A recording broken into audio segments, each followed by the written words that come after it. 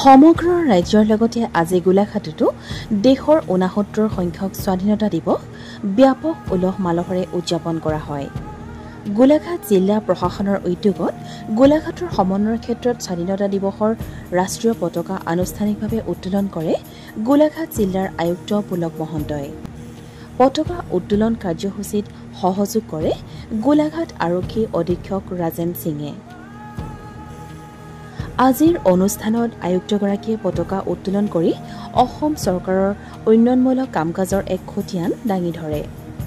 আৰক্ষী, CRPF বাহিনী আৰু ছাত্ৰ-ছাত্ৰীয়ে পেৰেডৰ অভিবাদন জনাই স্বাধীনতা দিৱসৰ দিনা আয়ুক্তগৰাকীয়ে জিলাখনৰ কেইবাটাও শ্বহীদ পৰিয়ালক সম্বৰ্ধনা জ্ঞাপন কৰে।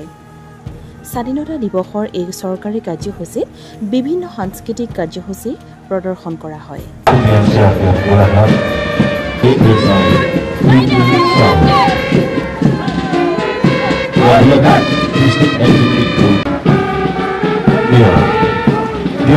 তিৰংগা পতাকাৰ তলত আপোনাক সকলোলৈকে মই পুনৰকৃতম স্বাধীনতা দিৱসৰ এই পবিত্ৰ ক্ষণত মই আন্তৰিক আৰু শ্ৰদ্ধা, স্নেহ আৰু উল্লেখ জনাইছোঁ।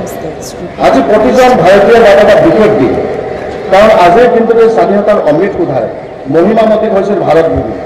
ইংৰাজৰ শাসনৰ পৰা মুক্ত হৈ আজিৰ দিনটোৱে ত্যাগ আৰু সংগ্ৰামৰ আধাৰত স্বাধীন দেশৰ মৰ্যাদাৰে বিভূষিত হৈ ভাৰতৰ নাম স্বগৰিমাৰে এখন সাৰ্বভৌম স্বতন্ত্ৰ ৰাষ্ট্ৰ হিচাপে লিপিবদ্ধ হৈছে। দেশৰ স্বাধীনতা, ভৌগোলিক অখণ্ডতা ৰক্ষাৰ বাবে প্ৰাণ আহুতি দিয়া শ্বহীদ সেনানীসকল আৰু শত সহস্ৰ জ্ঞাত অজ্ঞাত